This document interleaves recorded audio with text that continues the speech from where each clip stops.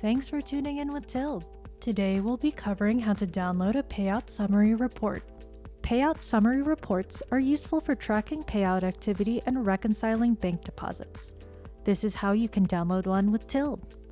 In the reports page, you'll scroll down to the payout summary section. There, you'll click on the Generate Report button and you'll be prompted to customize your payout summary report. You'll be asked to pick a specific account along with the time zone and date range. If you don't choose an account, then a payout summary will be generated for all of your accounts. Once you're ready, you'll click the Generate button and that report will appear below the Payout Summary section with its processing status. Once it has successfully generated, you can click the Download button along the corresponding line to download your CSV file.